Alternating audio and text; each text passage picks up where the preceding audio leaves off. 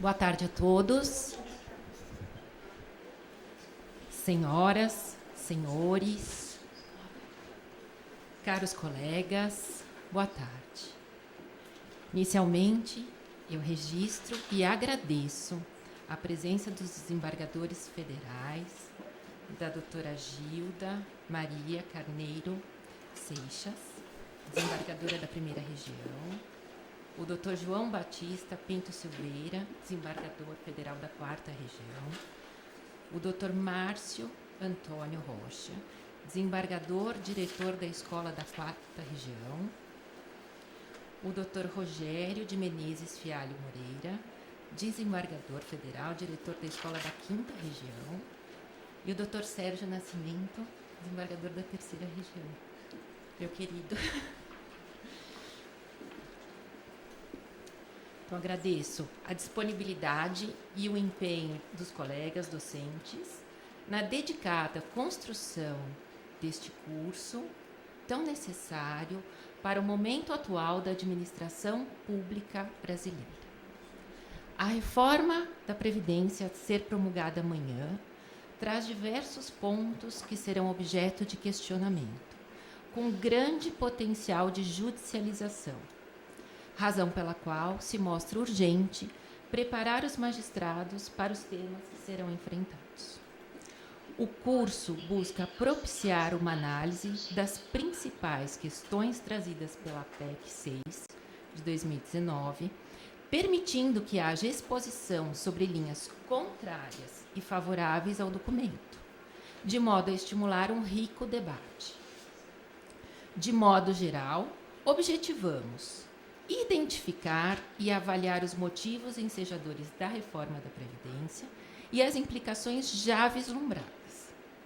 Discutir as interpretações jurídicas suscitadas e, por fim, problematizar questões através de atividades práticas relacionadas ao conteúdo apresentado nas palestras, que abordarão os seguintes temas: a nova Previdência e a sustentabilidade dos regimes, segurança jurídica, desconstitucionalização de direitos e regras de transição, aspectos tributários da reforma da Previdência, a constitucionalização de normas para benefícios do regime geral e seus comandos, desjudicialização e processos de competência delegada.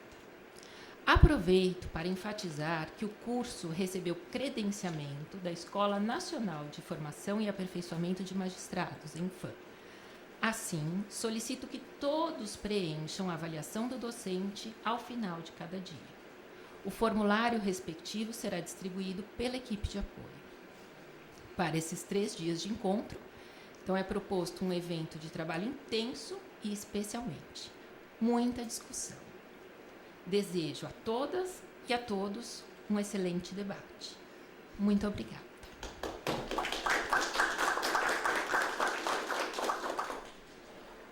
Então, passo agora a apresentação dos nossos docentes desse dia.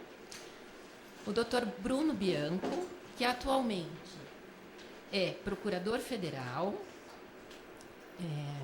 membro do Comitê Gestor da Estratégia Nacional de Não Judicialização do Ministério da Justiça, representante do Ministério da Previdência Social, assessor especial da Casa Civil da Presidência da República, atuando na reforma da Previdência, secretário especial adjunto de Previdência e Trabalho do Ministério da Economia. Isso aqui é uma síntese bem pequenininha de todo o currículo do Dr. Bruno. E o doutor João Batista Lazari, doutor em Direito Público pela Universidade de Perugia, Itália. Pós-doutor em Direito e Justiça Constitucional pela Universidade de Bolonha, Itália. Doutor e mestre em Ciência Jurídica pela Universidade do Vale do Itajaí. Juiz federal do TRF da Quarta Região, atuando na 3ª turma recursal dos JEFs em Florianópolis. Também extremamente reduzido o currículo, uma leitura para que a gente possa passar desde logo as palestras dos nossos aqueles professores agradecendo muito. Passo a palavra ao Dr. Bruno.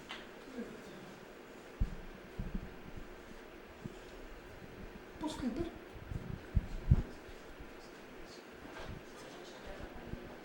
Não, tá ótimo. Uma boa tarde a todos e todas. Eu vou tratar assim porque nós estamos no ambiente acadêmico, mas, enfim, prazer imenso estar aqui, especialmente por conta da minha amiga, doutora Kátia, a quem eu agradeço muito pelo convite. De fato, uma honra participar aqui e poder conversar com os senhores e com as senhoras em relação a esse tema, que é o nosso tema de estudo já há alguns anos, e especialmente por conta de um curso tão qualificado com um público tão seleto. Acho que é fundamental começarmos a pensar, obviamente que todos vocês já estão pensando, mas começarmos a refletir um pouco mais sobre as mudanças, porque uma vez promulgada a PEC, as discussões se iniciam e a gente certamente nós iremos nos deparar com alguns problemas, e são os senhores e as senhoras que poderão e deverão colocar a palavra final em relação a cada um deles. Então, obviamente, o discurso ele tem que acabar e a gente tem que começar a discutir tecnicamente uma reforma já aprovada, na minha ótica, algo fundamental para o nosso país. Poder colocar a apresentação, meu amigo? Não está entrando? Conseguindo, de alguma forma não está conectando com esse projeto. Então vamos. Já foram chamar a pessoa. Eu vou começando, já peço até inicialmente desculpas. O meu objetivo era ficar com os senhores e com as senhoras o tempo todo aqui no dia de hoje, é o que eu combinei com a Kátia, mas infelizmente me surgiram compromissos de última hora por conta de um projeto que apresentaremos hoje no Palácio, algumas proposições legislativas relativas a emprego e trabalho e também algumas questões específicas sobre previdência, especialmente reabilitação profissional, cotas para pessoas com deficiência, enfim. Um projeto bem amplo que vem aqui completar alguns pontos da nossa nova Previdência, mas, de todo modo, as minhas desculpas ficam porque eu vou ter que ir embora tão logo acabe minha palestra. Infelizmente, não poderia ouvir o professor João, mas, enfim, já tenho ouvido ele bastante, a gente tem participado muito, tenho aprendido muito com as ideias dele e espero que ele também tenha, pelo menos, ponderado um pouco em relação às minhas, em que pesa as nossas discordâncias, mas sempre no campo acadêmico. Infelizmente, estamos sem a nossa apresentação, mas eu começo. E vou trazer um breve relato do que pensamos aqui em relação à nova Previdência, de maneira muito breve. Kátia me pediu aqui um relato do ponto de vista não só técnico, acho que teremos aqui muitas exposições técnicas quanto ao texto. Os senhores e as senhoras também certamente já se debruçaram com relação à proposição legislativa, mas é fundamental darmos um passo atrás. Acho que é isso que a Kátia me encomendou. Então, vou tentar fazer um apanhado geral do que pensamos e como chegamos até aqui. Acho que esse é o ponto fundamental.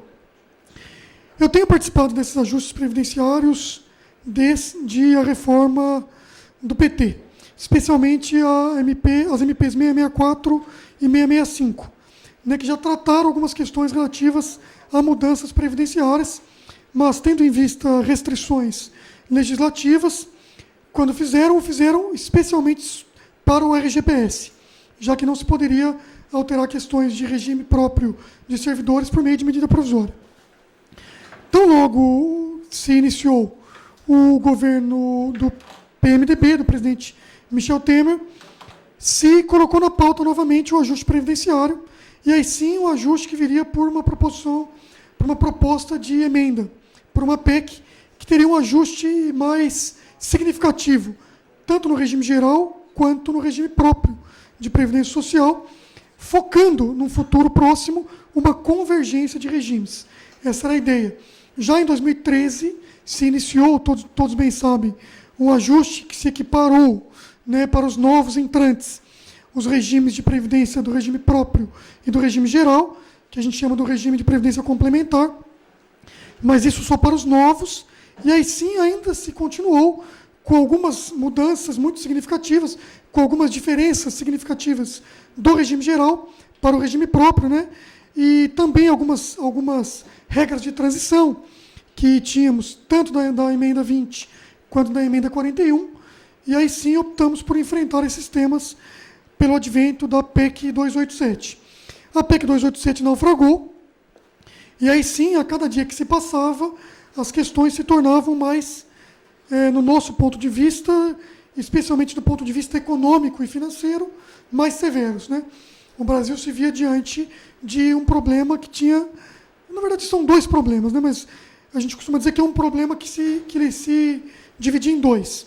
Nós tínhamos e estávamos diante de uma previdência social que ela era absolutamente insustentável, ainda o é, e, não obstante ser também insustentável, ainda víamos, dentro dos regimes, algumas ou específicas idiosincrasias que faziam com que ele fosse, no nosso ponto de vista, e obviamente acho que o objetivo aqui é o debate, e o faziam significativamente injusto, né?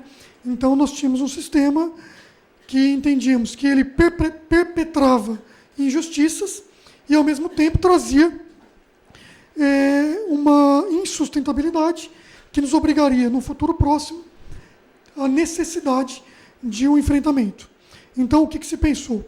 Vamos enfrentá-lo de uma vez por todas. E a ideia era muito muito simples do ponto de vista de ideologia, né? Quais eram as premissas? Primeiro, convergência de regimes, criar, na medida do possível, regimes que eram muito próximos, né? O regime próprio se aproximando cada vez mais do regime geral. 2, tentar amenizar a questão do déficit da Previdência, seja ele no regime próprio, seja ele no regime geral e também no regime dos militares, né? Fazer com que não com que ele fosse sustentável, mas tentar evitar de fato a insustentabilidade flagrante do sistema, né? Que na nossa ótica, num breve espaço de tempo, nos depararemos com isso, né? Sem querer fazer previsão alarmistas, mas do ponto de vista econômico-financeiro, né? Tendo em vista tanto o cálculo financeiro quanto o cálculo atuarial, nós teríamos, num curto espaço de tempo, um colapso dos sistemas previdenciários. Então, as premissas: convergência. 2, redução ou amenização dessa questão do déficit da Previdência. Óbvio, porque sabemos que não conseguiremos, falávamos sobre isso há pouco, acabar com o déficit. Esse sistema ele é fadado, de fato, a ter déficit, porque ele é um sistema de repartição solidário, né? Então, obviamente, com algumas mudanças demográficas, e as mudanças demográficas caminham em um passo muito mais longo, um passo muito mais rápido do que as mudanças legislativas. Então, certamente, o sistema de repartição da solidariedade, ele é fadado ao insucesso. Isso não é um privilégio do Brasil. O mundo todo vive esse dilema. Todos os países que têm regime de previdência, e esse regime ele é solidário, de repartição simples, chegam a esse dilema. Por isso que o Brasil não é o único a fazer reformas da Previdência. Só para que tenhamos aqui um breve relato do que eu estou falando, para ter uma ideia, quanto à taxa de fecundidade, que é um ponto fulcral da nossa demografia, em 1960 nós tínhamos aqui 4,1 filhos por casal, e já em 2020, 1,8. Então, nós não estamos nem repondo a nossa taxa hoje de fecundidade, sequer repõe a necessidade para que possamos manter algo sustentável. Também a expectativa de sobrevida, obviamente, um ponto fundamental do diagnóstico. Eu acho que todos sabem, mas não custa a gente sempre enfatizar. Durante toda essa minha caminhada, né, essa minha jornada para falar sobre previdência no Brasil, e até em alguns países fora do Brasil também, que tive a oportunidade de discursar, muito se discutia, muito se confundia quanto à expectativa de vida e expectativa de sobrevida. Então, nas oportunidades em que eu me deparava com essa discussão, não raras vezes eu ouvia: olha, a proposta que se faz para ter uma idade mínima, ela vai fazer com que em alguns estados, do Brasil, as pessoas nunca chegarão a se aposentar, por conta da baixa expectativa de vida.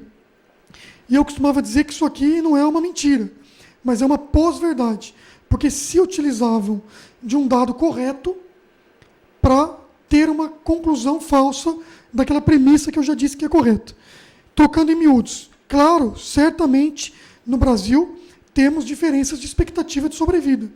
E se pegarmos até dentro da cidade de São Paulo, por exemplo, bairros de São Paulo, encontraremos distintas expectativas de vida.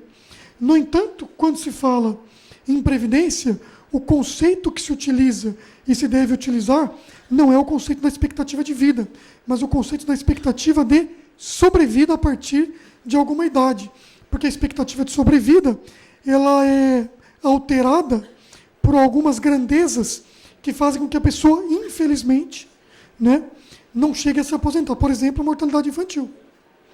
Mortalidade entre jovens, que é muito alta, por exemplo, nos homens, nos jovens do sexo masculino. Então, isso é tão grande, essa influência, que faz com que a expectativa de vida seja alterada a depender do estado e, às vezes, até a depender do município ou do bairro. E quando se fala em expectativa de sobrevida, ela não se altera, nem mesmo em estados do Brasil, ou melhor, para ficar mais preciso, ela se altera muito pouco, porque não há influência dessas grandezas.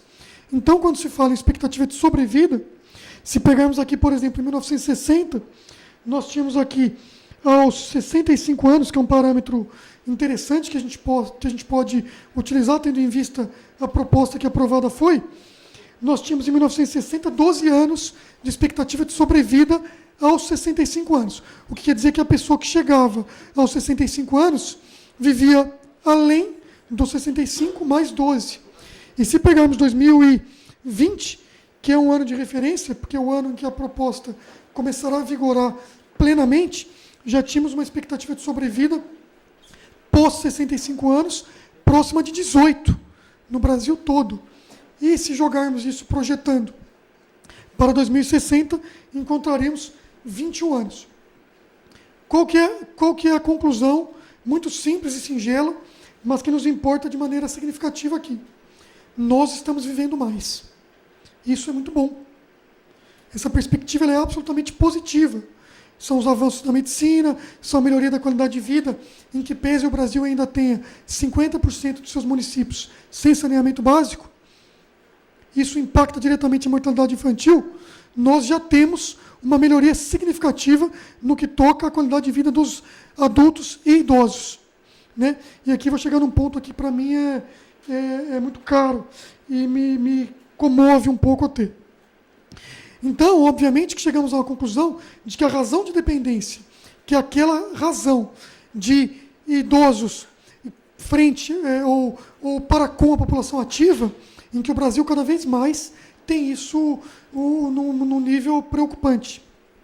O que eu quero dizer com isso? A cada vez mais, a cada dia que passa, temos uma menor população ativa para com, ou se considerada em relação aos idosos. Então, essa é a razão de dependência. Se tocarmos no conceito previdenciário, que é a razão de dependência previdenciária, isso é muito mais grave. Né? Então, nós teremos aqui, num curto espaço de tempo, eu até costumo brincar com o professor Paulo Tafner, isso é uma frase que ele faz, eu até disse para minha filha, eu envolvi minha filha de maneira muito significativa nessa questão previdenciária, até porque as privações dos momentos familiares me faziam com que eu tivesse que envolvê-la no trabalho. E eu brinco, usando essa metáfora aí, essa brincadeira do Paulo Tafner, que num curto espaço de tempo, cada criança vai ter um idoso para chamar de seu. Sem brincadeira, nós teremos uma razão de dependência próxima de 1, em que cada criança ou adolescente ou pessoas em população ativa terão... Só um minuto, Marina, você atende para mim? Infelizmente é um negócio urgente. Terão que populações ativas, frente a inativos, farão com que o sistema se mostre, do ponto de vista de diagnóstico, absolutamente insustentável. Né? Então, são números de idosos ou de população ativa frente ao número de pessoas que estarão fora do mercado de trabalho, portanto, já com direito à sua aposentadoria. Pois muito bem. Então, voltando rapidamente às premissas. Primeira delas, convergência de sistemas. Segunda premissa, fazer com que a gente consiga, no futuro próximo, ter uma mitigação do déficit da Previdência. E terceiro, criar um sistema mais justo. Por quê? Porque o sistema continuava trazendo injustiças, criando a possibilidade ou perpetuando a possibilidade de algumas pessoas manterem alguns tipos de privilégios previdenciários, privilégios esses que não seriam reflexos ou refletidos para as populações mais pobres. Eu sei que muitos não concordam com isso, sei que isso aqui é um tema muito polêmico, mas eu estou sendo o mais franco possível por 2 motivos. Primeiro, porque eu acho que o nosso debate tem que ser franco, né? E o meu objetivo aqui é tentar fazer um contexto rápido, mas bem pontual do que pensamos. E segundo, porque a Kátia me disse que o objetivo é justamente esse, né? Então, ainda que algumas pessoas não concordem com isso, essa foi a nossa premissa, e eu preciso trazê-la. Claramente, nós não queremos fazer com que o servidor público seja demonizado, até porque eu sou servidor público. Mas, obviamente, trazer à tona alguns... Se puder passar, vamos lá, que eu já estou ali na frente. O diagnóstico já foi aqui? Já foi? Esse já foi também? Aqui está ótimo. Tudo bem? Então, certamente, a ideia é demonstrar para os senhores e para as senhoras qual o ponto fulcral que nos trouxe até aqui. Agora, como nós não temos a governança do que vai acontecer, quando se propõe algo nesse sentido, o necessário a se fazer é abrir algumas verdades, algumas realidades. E aí, também não raras vezes, as pessoas acabam tomando isso como ofensa, ou como algo ruim, ou jogando contra o servidor público. Mas, em absoluto, essa não é a nossa ideia. Nossa ideia, de maneira muito simples, é expor algumas verdades, demonstrar algumas divergências, para que nós, sim, possamos, no futuro, mostrar o motivo da convergência. Por que eu estou dizendo que 50% do Brasil não tem saneamento básico, dos municípios do Brasil, e, por outro lado, a população idosa, ela já tem uma qualidade de vida muito próxima de países desenvolvidos. Porque o Brasil, por muitos anos, olhou muito mais para os idosos do que para as crianças. Isso é uma realidade. São opções políticas, né? São políticas públicas que cabem ao gestor do momento, ao gestor da ocasião, e o Brasil, infelizmente, na minha ótica, olhou muito mais para o passado do que para o futuro. Eu tinha a oportunidade de conversar com associações da minha carreira, da própria carreira de magistrados, da Freitas, e eu dizia muito a eles: vamos nos preocupar com o presente e com o futuro. Nós estamos batendo muito nas questões previdenciárias. Eu sei que são caras para o servidor público. Eu sei que nós, que somos servidores públicos, quando optamos pela carreira pública, abrimos mão de muitas coisas. Óbvio, ganhamos bem, não pode se dizer que ganhamos mal, muito pelo contrário. Todos nós, do ponto de vista funcional, com todo respeito, somos privilegiados. E eu me incluo nisso. E eu uso essa palavra com o tom mais elogioso possível. Mas, obviamente, que ao optarmos pela carreira pública, pessoas brilhantes que eu vejo aqui teriam certamente mais oportunidades do que a carreira pública lhes dá. Não tenho dúvida. Muitas pessoas que optam, por exemplo, pela magistratura, ganham até dando aula, ou ganhariam talvez muito mais se optassem pela carreira privada. Eu não tenho dúvida disso. Então, certamente é uma vocação. E isso não pode ser criticado. Então, defendo bons salários, defendo prerrogativas, sem qualquer dúvida. Agora, quando se fala em previdência, a gente tem que olhar um pouco mais de maneira ampla. O olhar previdenciário não pode ser um olhar simplista. O olhar previdenciário não pode ser um olhar de carreira. O olhar previdenciário não pode ser um olhar de corporação. Em que pese isso possa acontecer, eu não critico. Eu repito, eu estou dizendo o que eu penso. E por que isso? Porque as questões previdenciárias no mundo todo são difíceis de serem alteradas, porque as pessoas fundamentalmente pensam nas suas questões particulares. Isso não é condenável, em absoluto, mas é algo que dificulta sobremaneira as mudanças. Então, a gente acaba pensando mais no nosso caso e esquecendo todo. E por isso que as discussões, às vezes, tomam rumos que a gente não gostaria que tomassem. Por que isso? Vejam vocês do ponto de vista amplo. O Brasil tem muito mais crianças em extrema pobreza do que idosos. Isso é fruto de políticas previdenciárias. Eu critico isso? Não. mas eu quero mudar. Eu não critico o passado, mas eu, se tiver a oportunidade de fazê-lo, o farei. O benefício de prestação continuada é um belíssimo benefício, não tenha dúvida disso. Um benefício fundamental para as pessoas idosas e pessoas com deficiência que comprovam uma renda não superior a um quarto salário mínimo, aí para que a gente fique na questão legal e esqueçamos, por um lado, o ponto de vista judicial. É fundamental? É fundamental. Mas é uma política que foca especialmente idosos e pessoas com deficiência. Não se pensou em política que são focadas nos jovens e nos idosos e nas crianças. E o que a Previdência tem a ver com isso? Tem muito a ver com isso. Pode passar, por gentileza. Esse é o quadro geral do sistema que a gente tem hoje. Por que às vezes, e eu estou falando isso aqui como eu falo com a minha família, essas questões não nos tocam diretamente? Por que a falta de investimento que o Brasil tem passado por muitos anos não nos tocam diretamente? Porque nós temos escola privada, transporte privado, saneamento básico, plano de saúde. Nós temos serviços privados. Então, a falta de investimento demora a nos tocar. Agora, isso não é o mesmo quando se fala na população mais pobre. Então, o Brasil, quando não investe, e a Previdência Social já é responsável por 50% de tudo que o Brasil arrecada, e isso só cresce. Eu não estou dizendo do déficit da Previdência, eu estou dizendo do custo previdenciário. Marina, pode ficar com você, já vai atendendo, por gentileza. Eu não estou dizendo só do déficit, que é algo gravíssimo para o Brasil, mas estou dizendo do custo previdenciário.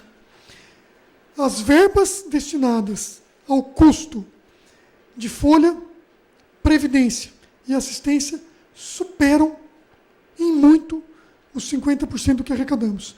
Para ficarmos em previdência e assistência, o Brasil já gasta mais de 50% do que arrecada com previdência e assistência. A cada dia que passa, tendo em vista a tríade orçamentária que temos, que é o teto dos gastos, lei de responsabilidade fiscal e a regra de ouro, fica inviável se investir no Brasil. Por isso que se tornou absolutamente fundamental ter um ajuste previdenciário. Aqui eu faço uma pausa e tenho que fazer um contraponto, para que eu seja absolutamente e intelectualmente justo com os senhores e com as senhoras. O professor João já discutiu muito isso comigo, e é o seguinte: por que fazer ajuste previdenciário? Se você tem um problema fiscal, você faz ajustes sociais. Veja, nós chegamos a um ponto, e isso, repito, não é privilégio do Brasil, em que não havia outra alternativa a não ser se fazer o ajuste previdenciário.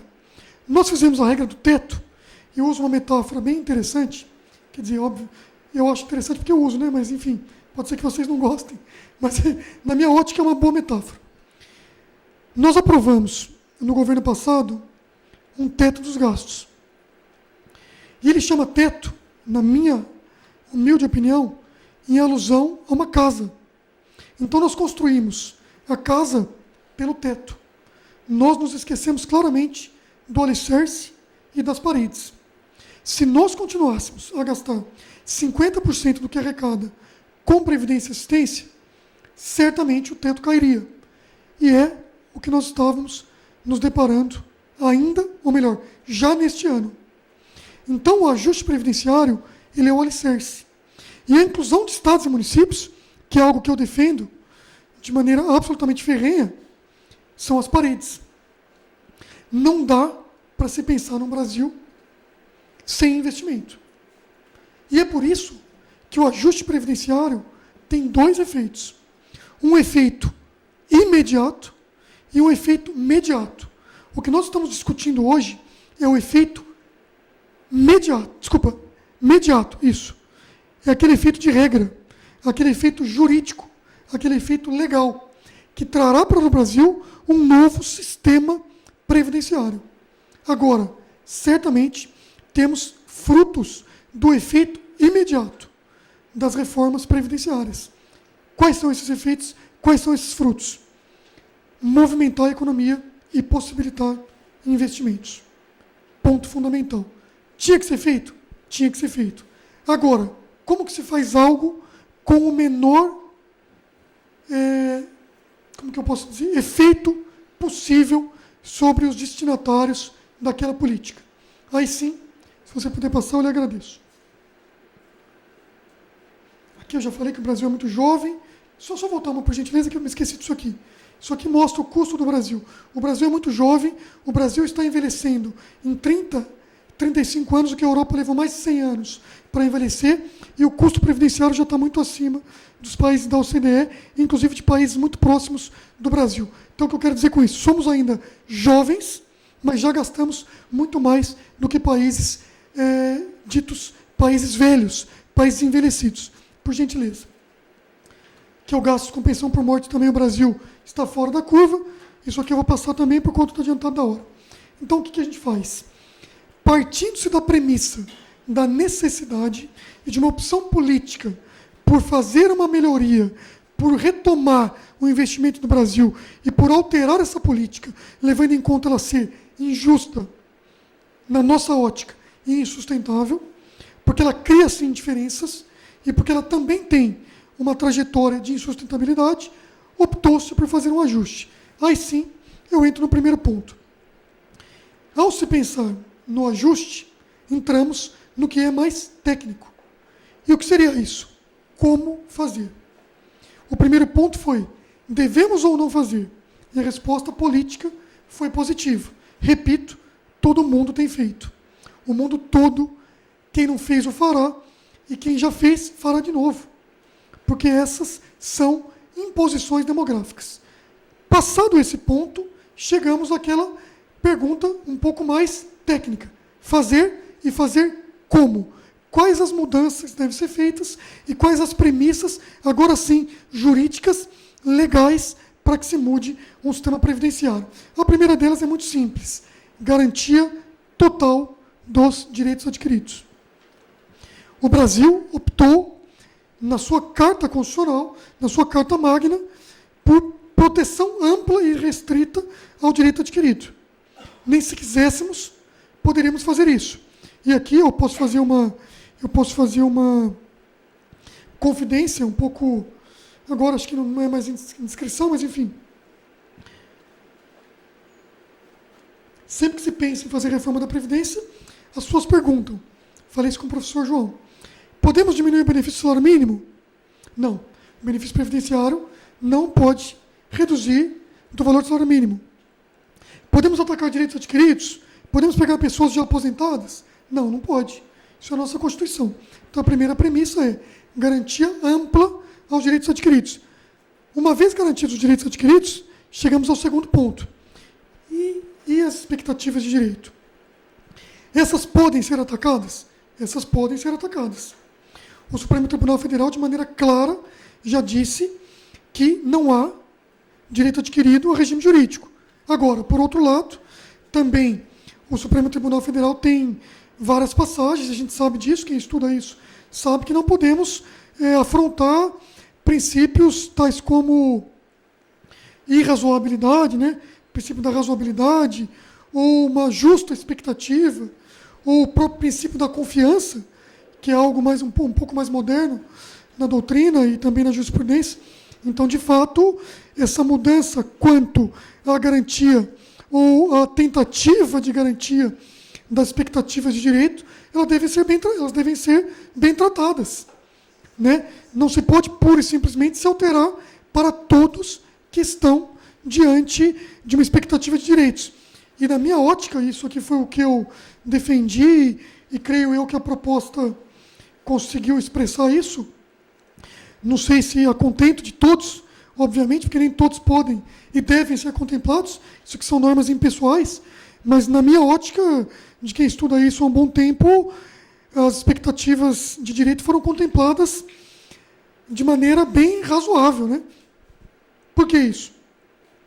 Porque aquelas pessoas que estão mais próximas da implementação do seu direito devem ser tratadas de maneira diferente do que aquelas pessoas que estão mais longe do implemento das condições necessárias para a busca ou para se fazer jus a um benefício. Então, a lógica que se pretendeu trazer dentro dessa reforma, até aprendendo um pouco com os erros da PEC 287, foi o seguinte: vamos tentar contemplar ao máximo as expectativas de direito.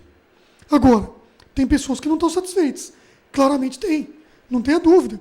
Por que isso? Porque algumas pessoas que estavam muito próximas, ou quase ali, certamente terão os efeitos. E um ponto focal de toda e qualquer reforma da Previdência, em que pese algumas pessoas que falam o contrário, é o seguinte: vai se exigir de todos um pouco mais de trabalho e de alguns receber um pouco menos. Não há como se fazer reforma da Previdência sem se exigir um pouco mais de tempo e sem se exigir um cálculo um pouco mais recrudescido, óbvio. E do ponto de vista técnico, nós chegamos aqui, baseado nessas duas premissas fundamentais, de garantia ampla e restrita aos direitos adquiridos e de garantir ao máximo as expectativas de direito, nós chegamos a um ponto que é o seguinte: termos o máximo possível de regras de transição, para que o máximo de pessoas pudessem ser atingidos por elas. Na seguinte lógica: quem estiver mais perto vai ter uma regra mais branda. Quem estiver mais longe vai ter uma regra mais dura. Esse é o ponto. Outra premissa fundamental da nova Previdência, que não falei no começo, mas até para título de ilustração, não é só a PEC 06. Ela também engloba mais outras proposições legislativas. Uma delas, nós aqui tivemos a oportunidade de tratar disso há muitos anos, e surgiu de um trabalho muito bem feito e muito bem conduzido dentro do TRF3, que é o combate à fraude e irregularidades. É uma... Não? Alguém falou alguma coisa? Não, desculpa. Que é o seguinte: a MP 871. Nós começamos um trabalho muito forte dentro do TRF3, levamos o trabalho ao CNJ, e aí sim ele virou a lei.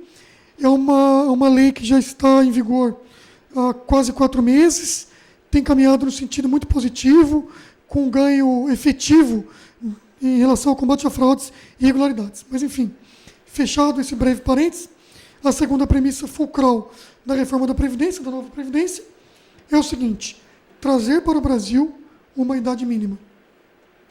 Todos terão uma aposentadoria por idade mínima. Eu, especialmente, tive a oportunidade de mencionar, de discutir, de escrever literalmente esse texto, e a minha lógica jurídica para isso, aqui eu queria ouvi-los também certamente, é o seguinte: o Brasil, a Constituição do Brasil, ela é muito clara a proteger a idade avançada. Quando se pensa em previdência social, isso é algo, até fazendo uma crítica aqui à minha formação eminentemente jurídica, é algo que eu vim descobrir depois. Eu fiquei muito focado no estudo da previdência enquanto direito previdenciário, e na minha vida de trabalho não tratei especialmente a questão econômica, e não tratei especialmente a previdência enquanto estudo econômico e social, né? Mas é um ponto interessante, é o seguinte: quando se trata de previdência, né, em estrito senso, o que se busca é proteção de riscos sociais, né?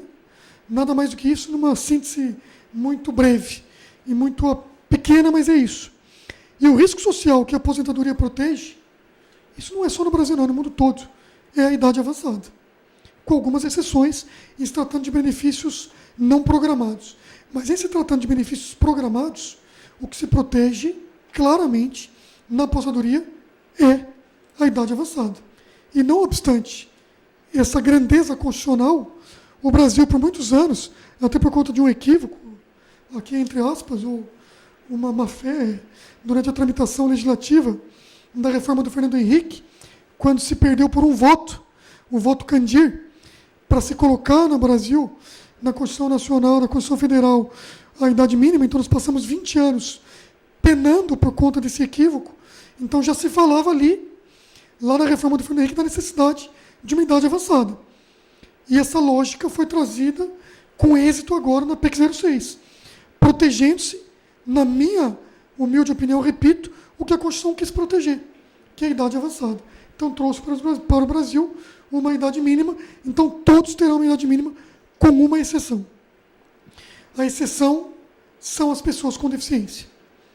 Não preciso dizer porquê, obviamente, uma grande dificuldade para se inserir no mercado de trabalho, uma grande rotatividade, uma maior dificuldade para trabalhar, sem dúvida, e a necessidade de se buscar uma ação afirmativa para que as pessoas com deficiência possam se aposentar sem o requisito da idade mínima.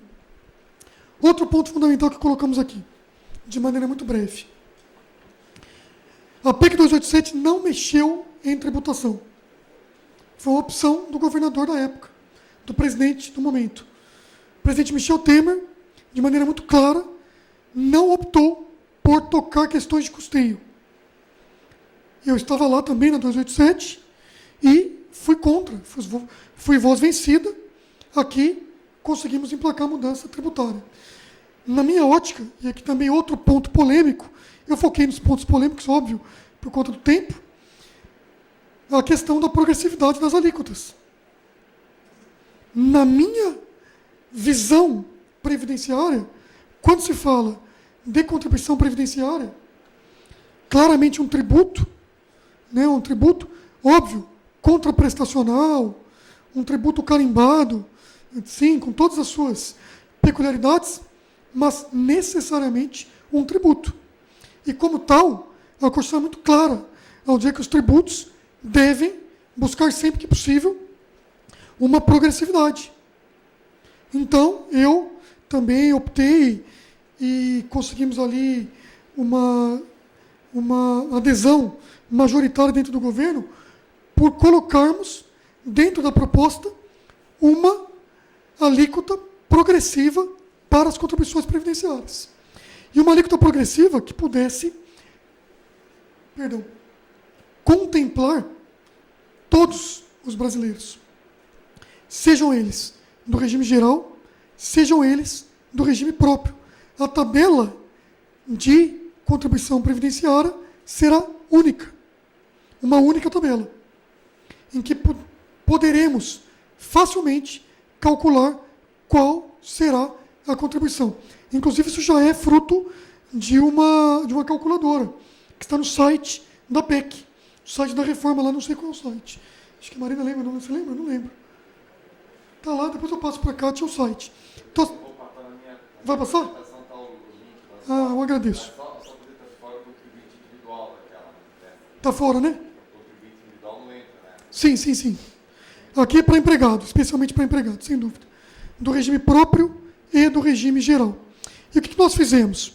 Nós optamos por fazer uma gradação de sorte que as pessoas que ganham menos pudessem pagar um pouco menos do que paga hoje. E aquelas pessoas que ganham mais, obviamente com a própria lógica da capacidade contributiva, pudessem pagar um pouco mais. Eu acho um pouco mais, né? É que 22 não é alíquota efetiva, né? Ninguém vai pagar 22. Foi muito boa a sua intervenção, eu agradeço, pelo fato de, em que pese está 22 aqui, a lógica é da progressividade, como eu havia dito no começo. Então, o cálculo é um cálculo muito parecido com o cálculo do imposto de renda. Então, ninguém pagará 22%. A alíquota máxima, ela vai mudar, né? Depende da faixa salarial, claramente, mas a alíquota máxima, para quem ganha teto do Supremo, 16,79. Então, qual que é o background disso aqui? E é bem interessante, acho que vale a pena o registro. Perdão.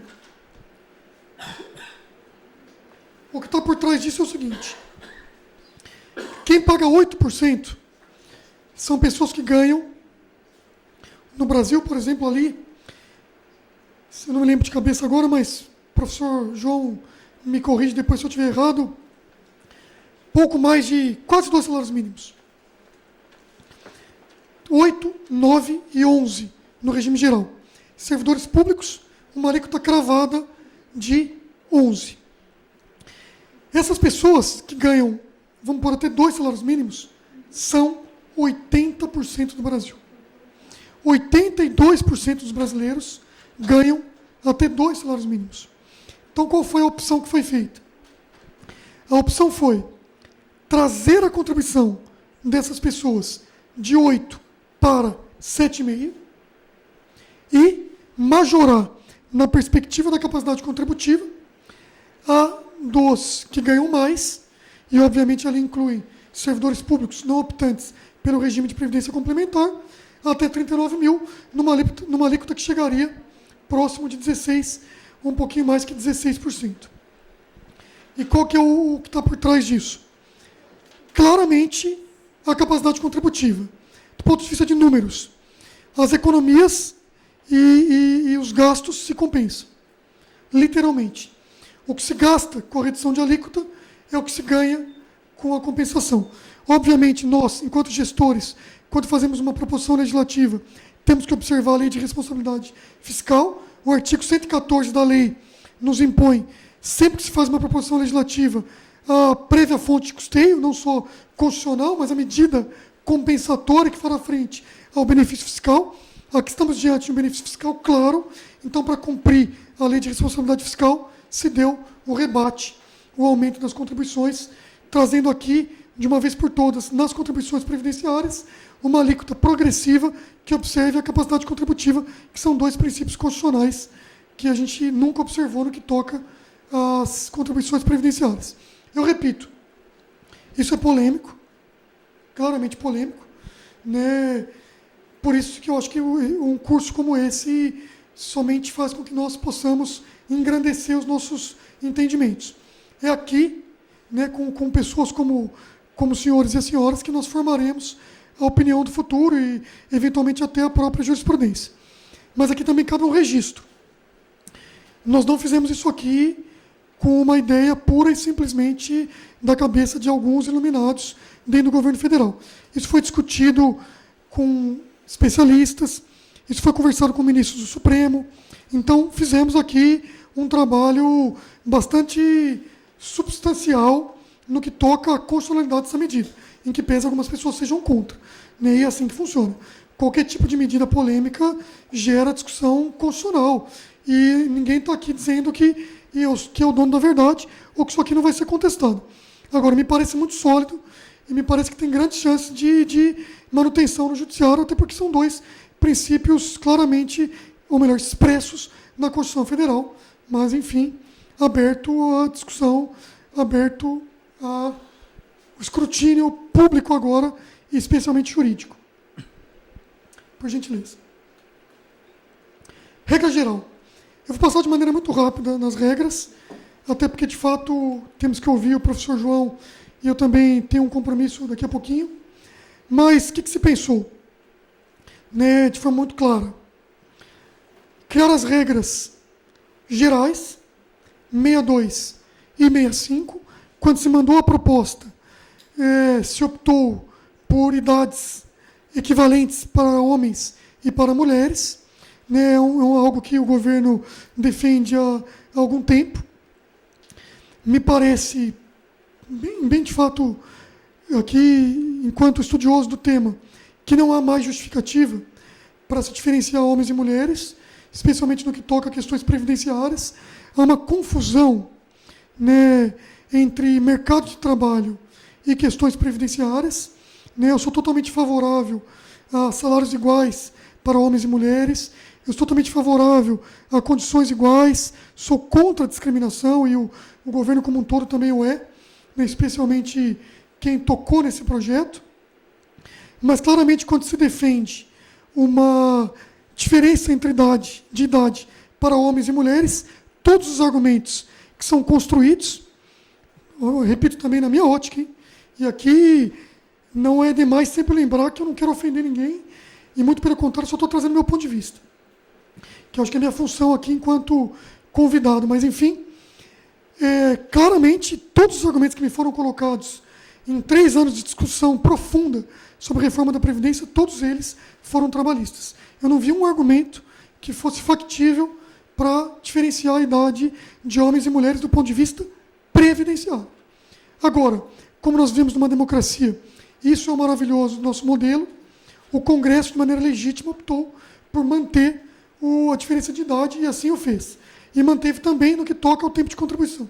Portanto, durante a tramitação, se reduziu a idade da mulher, mantendo-se a idade do homem, e se reduziu também o tempo de contribuição da mulher, mantendo-se o tempo do homem, salvo o tempo do homem no que toca à regra de transição, que ele fica assim 15 anos para o homem, tempo de contribuição durante a transição. Com relação à aposentadoria por tempo de contribuição, que o Brasil conviveu com ela, eu já disse, um bom tempo, de fato, na regra permanente, se extirpou do ordenamento para o futuro, para os novos entrantes, um modelo de aposentadoria por tempo de contribuição, não obstante ele ficar mantido em algumas das regras de transição que nós veremos na sequência. Por gentileza. Nova regra geral para professores, a gente sabe que teve uma diferenciação, mantivemos a diferença, tanto na idade quanto no tempo de contribuição. Outro ponto que foi proposto pelo governo e também durante a tramitação, quando propusemos a reforma, a ideia era restringir ao máximo aposentadorias especiais, né, criar compensações que também não fossem previdenciárias, mas o Congresso também entendeu por bem de manter aposentadorias especiais, especialmente professores, policiais, aquelas pessoas expostas a agentes químicos, físicos e biológicos, né? Retirou-se expressamente a aposentadoria por risco, retirou-se expressamente a aposentadoria por categoria, mas ficou uma celeuma, que nós conversávamos aqui há pouco, em relação à periculosidade, que nós havíamos colocado, enquanto expresso na Constituição Federal, a impossibilidade de uma aposentadoria especial com relação à periculosidade, que é mais uma confusão clara de questões trabalhistas com questões previdenciárias, né, pelo fato da proximidade das duas matérias, a tendência é a aproximação de pessoas que estavam expostas à insalubridade ou periculosidade terem direito a uma aposentadoria especial como algo instantâneo e imediato, como consequência lógica, e isso não é verdade no que toca à questão previdenciária. Isso não existe na previdenciária. Para questões previdenciárias é muito claro, nós temos que ter a comprovação da exposição habitual e permanente, não eventual nem intermitente, a agentes químicos, físicos e biológicos, demonstrados de forma absolutamente técnicas, pelo PPP, entre outros, laudo técnico, entre outras coisas, que comprova essa exposição. Então não é uma decorrência lógica, por isso que havíamos colocado de maneira expressa na Constituição Federal, mas no finalzinho da tramitação do Senado Federal, isso foi retirado. Então voltamos a ter essa discussão, e a ideia é que isso seja discutido durante ou no âmbito, né, no bojo de um processo, de um projeto de lei complementar, um PLP, que tratará das aposentadorias especiais. Um ponto fulcral aqui interessante, que é uma novidade também, que acho que vale o registro, tendo em vista aqui, que é muito mais importante eu tratar da tramitação das ideias do que da lei, já que todos vocês são absolutamente letrados e com poucos minutos já pegam o que está lá na proposta, se é que já não o fizeram. Qual que é a lógica dessa PEC? É um pouco peculiar. Ela traz propostas que mudam a Constituição de maneira expressa, ela traz propostas que mudam alguma emenda constitucional, ela traz regras de transição e ela traz regras transitórias, que são regras que, tendo em vista a desconstitucionalização, que ainda permaneceu em alguns pontos, poderá se tratar no futuro por meio de lei ordinária ou por meio de lei complementar. Mas para que se abreviasse o processo, ela própria já traz as normas no seu próprio conteúdo, no seu próprio bojo. Então já se possibilitou a alteração clara, seja da regra de aposentadoria especial, já foi possível, seja da questão que o Fernando muito nos ajudou aqui, e eu aproveito a oportunidade em público para saudá-lo, agradecer e parabenizar a JUF no que toca a questão do PL 2999, um trabalho hercúleo, literalmente 50 anos resolvidos dentro da PEC e do PL 2999, que isso foi possível porque a PEC trouxe a possibilidade de se alterar por meio de lei, e assim foi feito, já está aprovado. Então, realmente, essa lógica e esse contexto topológico, né, sei lá se eu posso dizer assim, acho que sim, da PEC, nos possibilita alterações legais para questões vindouras. Né? Então, nova regra geral dos professores, pode passar de maneira rápida, por gentileza. Nova regra de cálculo, que toca aqui, e o que é polêmico, certamente é a fórmula de cálculo, que ela é alterada e vale para todos, que é a questão dos 60% mais 2%, e também a questão não mais do descarte dos 20%, ou melhor, das 20% menores contribuições. Aquelas contribuições menores eram passíveis de descarte, isso na nossa ótica, isso foi comprovado de maneira técnica dentro da exposição de motivos. Ela é uma norma regressiva, ela pouco prestigiava o mais pobre e muito prestigiava aquele que durante a sua vida teve um acréscimo muito grande de salário. Não estou dizendo que é errado isso, entendam, não estou dizendo que isso é um equívoco, não quero punir quem foi exitoso em sua carreira e teve ganhos, muito pelo contrário, mas tínhamos uma lógica por detrás da PEC, que é tentar fazer o chamado Robin Hood, e não o Robin Hood às avessas, que era o que a gente dizia no nosso sistema atual. Todo sistema previdenciário, se pegarmos paradigmas no mundo, ele é um sistema de proteção social, e como tal, ele transfere renda. E a transferência de renda, para que ele seja exitoso, ela deve ser do mais rico para o mais pobre. Isso é o âmago de um processo, de um projeto ou de um sistema previdenciário que funcione. Eu sei que muitas pessoas não gostam disso, sei que isso desagrada a alguns, mas é a lógica que a gente tem que trabalhar. É um projeto social. O BPC, por exemplo. O BPC é um projeto social, focado. Olha, eu detesto travas. Eu também detesto travas. Eu acho ruim o benefício travado. Ele gera judicialização.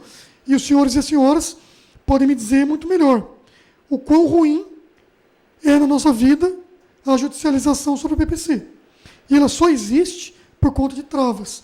Então, políticas com travas geram judicialização. Não tenha dúvida disso. Agora, o Brasil é um país continental.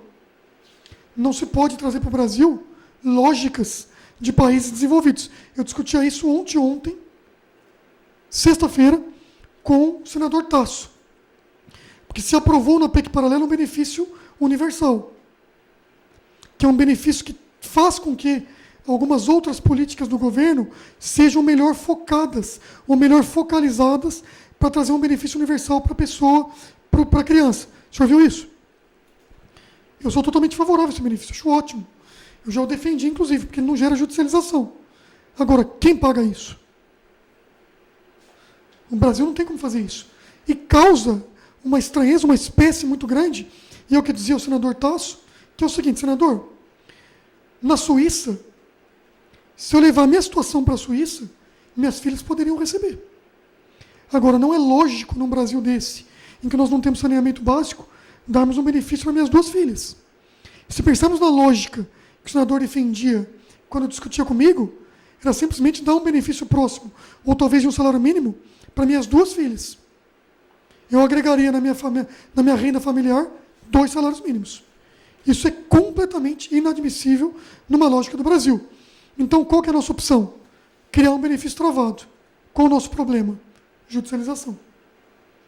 Então, percebam, senhores e senhoras, que a gente que faz lei, isso é algo que eu coloquei na minha vida há pouco tempo, mas certamente me encontrei nisso. Né? Não sei se eu faço bem ou não, acho que muita gente acha que eu faço mal, até colegas da minha carreira, viu, Fernando? Não sou muito benquisto, não. Mas a verdade é o seguinte: fazer leis, escrever leis, nos demandam uma lógica que é sempre estarmos no dilema entre quase o bem e o mal. É uma escolha trágica, literalmente falando. Né? Inclusive, é de fato, do ponto de vista teórico, estar diante de uma escolha trágica. Que é o quê? Eu beneficio o idoso ou o jovem? O professor João, de maneira muito clara, e eu peço o Vênia aqui para citá-lo, até porque é em tom elogioso, junto com o professor Savary, são as duas pessoas que eu conheço que melhor defendem o sistema previdenciário atual. Defendem mudanças com coerência dentro do discurso deles, obviamente. Isso é que tem que ser. É assim que a gente tem que ser. Nós temos que ser coerentes com o que a gente acredita. E eu louvo isso e acho muito bacana isso. Né? E não é de hoje, né, professor, que o senhor estuda isso. Agora, qual que é a polêmica aqui, Cátia? A polêmica é o seguinte. Certamente, quando se estuda o direito previdenciário, se eu pudesse simplesmente focar a minha proposição legislativa única e exclusivamente no sistema previdenciário, eu poderia pensar nele de maneira diferente. Sem dúvida. Agora, ele está associado a outras questões. E certamente essa escolha é trágica. É muito parecido com dar um benefício. Obviamente, se eu fosse o juiz, eu me colocaria nessa situação. Já me vi, às vezes, por conta de algumas audiências que fiz, mas nunca numa responsabilidade tão grande como aquela que o magistrado enfrenta, que é o seguinte, é dar um benefício para um e não dar para o outro. É fazer esse crivo, que me parece que deve ser o mais complexo na vida de um juiz, pelo menos seria na minha, se o juiz fosse. Então, os senhores e as senhoras, quem atua com isso todos os dias, se colocam todos os dias diante de uma escolha trágica. Isso não é simples. Agora, a diferença é fazer isso no atacado e no varejo. Certamente, aquela pessoa que está diante de um juiz e pleiteia um benefício previdenciário e tem o benefício negado, ainda que o benefício dele seja contrário à legislação e o magistrado, com total sensibilidade, consiga mostrar para ele que ele não tem direito, ele sai chateado. Ele sempre sai chateado. Até porque ele teve uma expectativa frustrada. E isso é o varejo. Fazer uma reforma da Previdência é ter esse mesmo dilema. No entanto, no atacado. Então, impreterivelmente, isso é uma escolha que eu fiz, algumas pessoas vão se chatear. Algumas pessoas não vão gostar do que está acontecendo. Não tem dúvida. Isso é natural. É da democracia. No entanto, o que nós temos que demonstrar? Isso é factível? Isso é razoável? Isso é lógico? Isso é jurídico? Isso é constitucional? Se todas essas respostas forem respondidas, a nossa reforma foi bem feita. Se uma dessas respostas for negativa, a reforma será bem feita. E, felizmente, não sou eu que farei esse crivo. E, certamente, essa reforma será escrutinada no atacado, por vocês, e no varejo. Desculpa, no varejo, por vocês, no atacado, pelo Supremo Tribunal Federal. Cada magistrado no Brasil fará esse crivo de constitucionalidade. E o Supremo também o fará. Isso são cenas do próximo capítulo. E o que nos cabe, único e exclusivamente, é debater, discutir, com franqueza, com lealdade, com abertura, para que nós possamos ouvir e sermos ouvidos. Para que nós possamos também, se no decorrer desse debate, se verificar que algo está equivocado, fazemos a proposta de alteração. É assim que funciona. Ou se algo deu errado, tentarmos mudar. Seja essa mudança por via legislativa, por meio do controle de constitucionalidade, seja essa mudança por meio de novas mudanças e proposições legislativas. Eu encerro por aqui, eu agradeço, e para mim é um enorme privilégio, Cátia, poder falar para um público desse, poder trazer as minhas ideias, poder ser ouvido por vocês e, mais uma vez, assegurar o meu propósito, que eu venho falando desde sempre, que eu estou à frente junto com a equipe, obviamente, mas com muita equipe, desse processo, que é o diálogo. A gente só consegue construir com diálogo. E essa proposta só se tornou verdadeira, só se tornou real por conta do diálogo que a sociedade optou por fazer. Muito obrigado, fico à disposição de todos. Um abraço.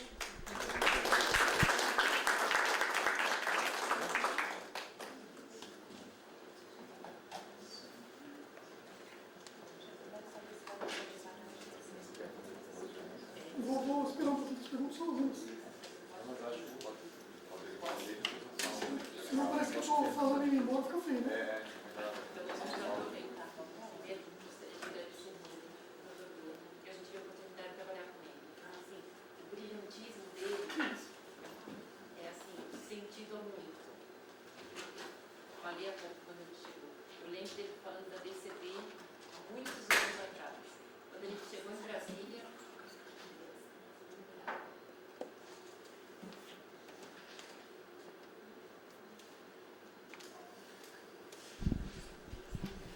Agradecer ao Dr. Bruno e chamar atenção para o brilhantismo, que eu já tive a oportunidade de trabalhar com ele. E falávamos da DCB. Quando ele estava lá em São Paulo ainda, ele dizia daqueles benefícios que estavam ali anos e que precisavam ser revistos. E quando ele chegou em Brasília, foi a primeira coisa que ele fez. Então, a gente vê que o que ele pensa ali, ele vai fazendo acontecer.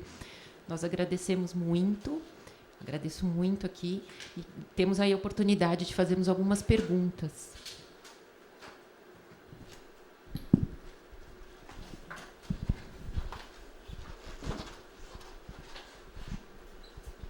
Professor, meus parabéns pela a exposição. Vimos que o senhor trabalhou muito nessa PEC. Algumas dúvidas me surgem, assim, ao ouvi-lo. O objetivo maior de estarmos presentes aqui não é mais discutir a motivação da PEC, e sim como nós, o judiciário, vamos lidar com essa PEC. Só que, quando nós temos a motivação, nos ajuda também a compreender e a lidar com a mesma, né? E o que eu tenho uma curiosidade é no seguinte ponto. Nós sabemos que as demandas na área da Previdência ou são por concessões de benefício ou são por revisões de benefício. E essas questões da PEC vão se enquadrar mais nessa outra área, mais técnica, mais jurídica, vamos dizer assim, que é na revisão de benefícios, né? Então, é uma curiosidade que eu tenho. Hoje se fala muito na longevidade e ela é um fato, né? Mas eu vejo também uma mortalidade muito grande de jovens, até por uma questão assim, não por ter o dado, eu não tenho esse dado, né, oficial, mas eu vejo um amigo meu dizer, pá, hoje eu vou no enterro do meu colega, e ele tem 60 anos, ele tem 50 e poucos, ele tem 40, ele tem 30 e poucos anos, uma quantidade muito grande. Pouco vou a enterro, ou pouco vejo amigos meus irem a enterro de pessoas idosas. E a PEC, obviamente, não vai atingir essas pessoas idosas, porque elas já estão aposentadas, pelo menos na sua integralidade. Ela vai atingir quem? Um público que vai se aposentar. Agora, esse público que vai se aposentar, foi feito um trabalho de garantia de longevidade mesmo? Porque existe esse dado nos cálculos que foram utilizados, que eu nunca ouvi falar. E por uma questão do cotidiano, somente digo, do cotidiano, do dia a dia, eu só vejo pessoas em enterro de gente jovem, não vejo enterro de gente idosa. É um bom sinal, estão durando bastante, mas já estão com a Previdência, né? Então, eu tenho essa curiosidade, lhe confesso. Tá certo. Se for todos, realmente tem que sair daqui a pouquinho. Eu vou ser, primeiro, parabéns pela exposição e pela sinceridade, eu vou ser bastante objetivo. Num quadro ali, quando tinha os vários déficits dos sistemas previdenciários, me chamou a atenção o rural, que era o maior. E na sua exposição, acho que não pela rapidez, não houve uma detenção na questão rural, né?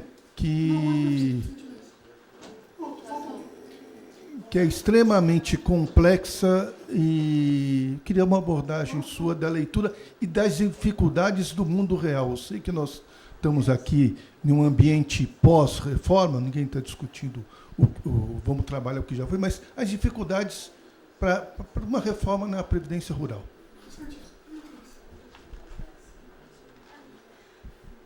Boa tarde. Inicialmente, também parabenizo pela sinceridade intelectual e pela clareza na exposição. E apenas para adicionar ao questionamento do colega, que realmente me causou um certo estranhamento quando se viu as premissas, né, amenizar o déficit da Previdência e incrementar a justiça do sistema diante especificamente desse déficit rural, mas, enfim, de todas as regras que foram previstas. Como amenizar esses dois pilares? É só um adendo. Também parabenizo pela exposição, muito brilhante e clara. Mas eu gostaria também de voltar um pouquinho atrás na questão da motivação e da escolha que foi feita quando essa PEC foi apresentada. No seguinte sentido, como é que se pode dizer que o servidor público não foi, uma palavra que tem sido muito usada, o senhor usou, demonizado, mas talvez seja um pouco forte, mas que ele foi penalizado e que boa parte da conta desse déficit que é histórico e antigo tenha caído nas costas dele, somente considerando os que já contribuem há muito tempo e estão próximos da aposentadoria, quer dizer, como tangenciar isso e afirmar categoricamente que essa conta não está sendo cobrada do servidor, que sempre cobrou a vida inteira, considerando essas alíquotas. Eu acredito que elas foram objetos de estudo e que foram consideradas, foram atingidas, se chegou a essas alíquotas depois de um cálculo atuarial e tudo que foi feito, que, aliás, é um trabalho de fôlego, é um trabalho a ser elogiado. Quanto a isso, ninguém tem dúvida. Mas por que não se tentou, em um determinado momento, puxar o outro fio da meada, que é a questão das renúncias fiscais?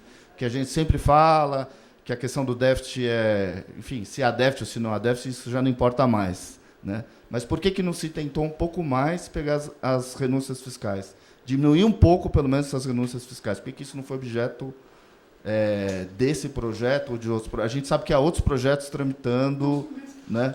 Mas por que não se tratou isso de uma vez só, dentro do mesmo bojo, da mesma reforma?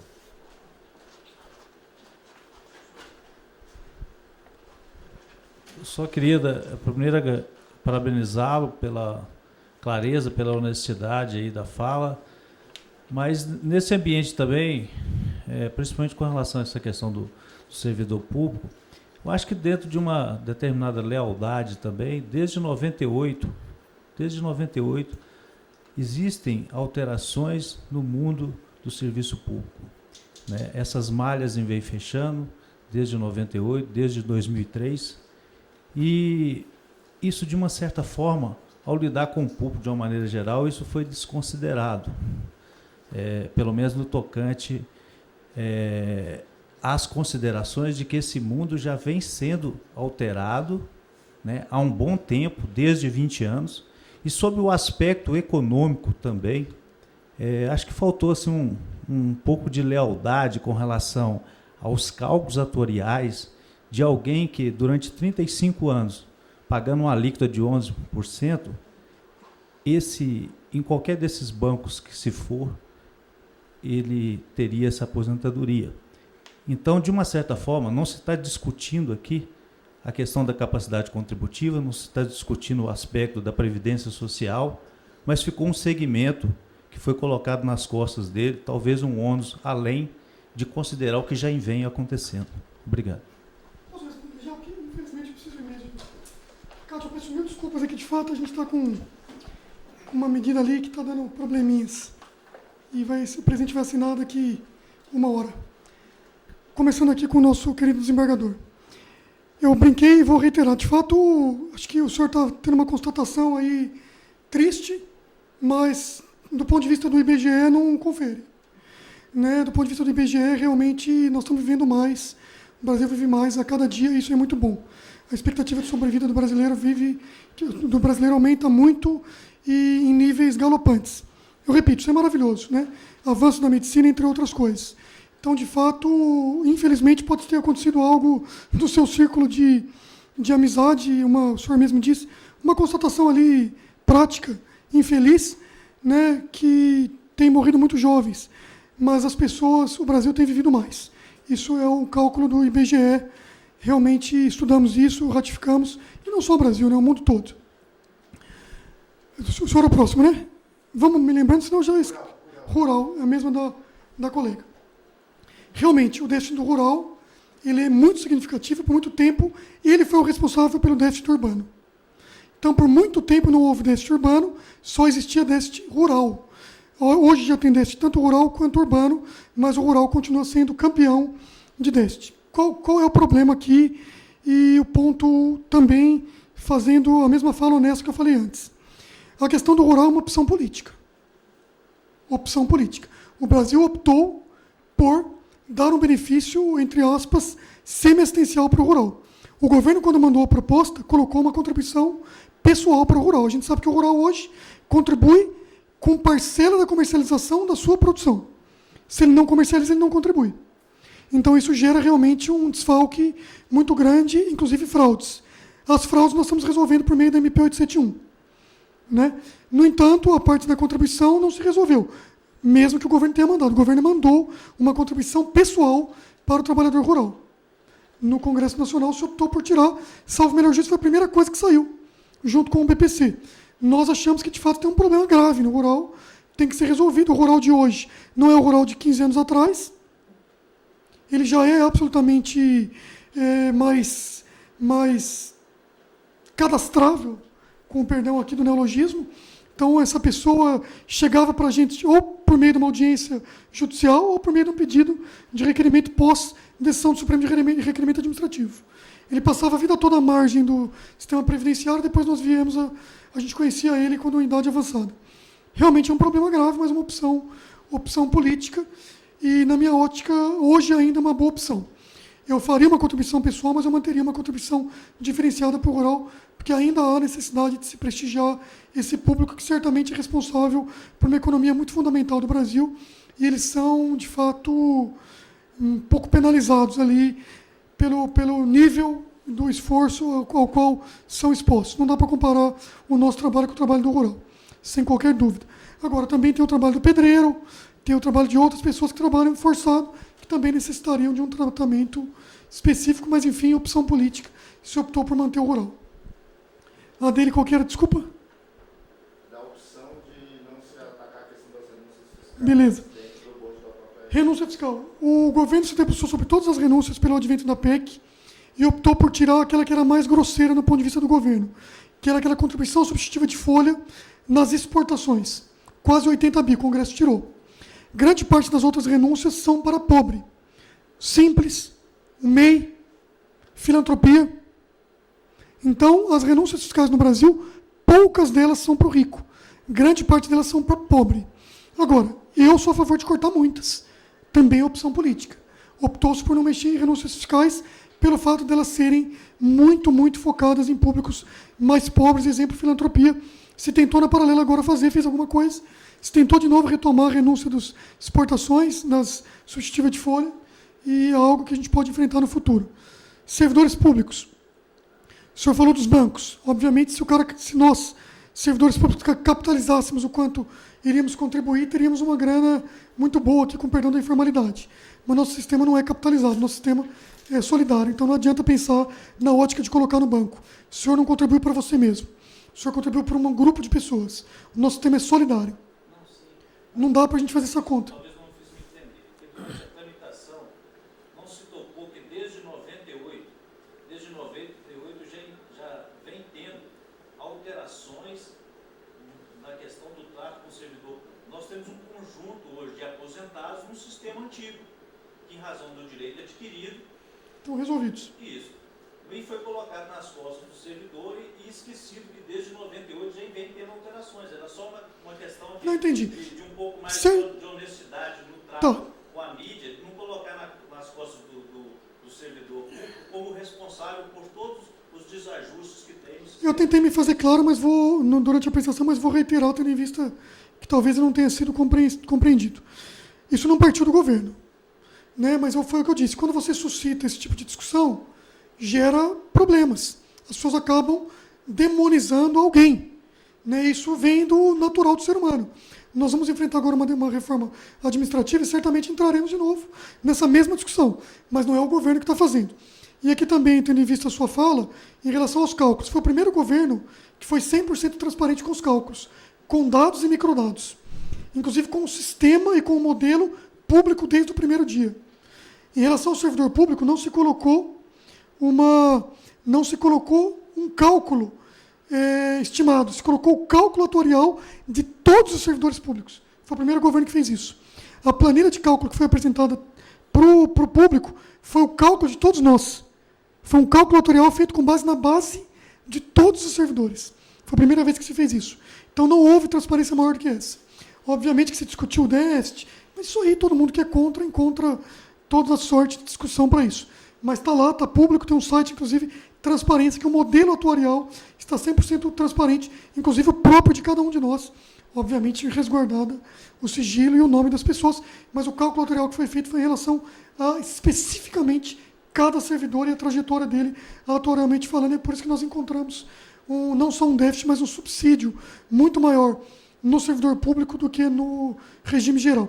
E o servidor público passou, de fato, por reformas, a gente ponderou isso, mas o regime geral também passou. Então, a reforma foi para todos, indistintamente. Faltou alguma coisa? Pessoal, infelizmente, eu tenho que ir mesmo. Peço desculpas, eu estou sendo ali execrado no meu WhatsApp por não estar respondendo, mas, enfim, prazer enorme estar aqui. Se puder voltar e tiver espaço, a partir de amanhã, acho que eu estou mais tranquilo. Se puder vir até como ouvinte, o farei para ouvir o Renato ou o Miguel. Obrigado, Kátia. Um beijão. Valeu.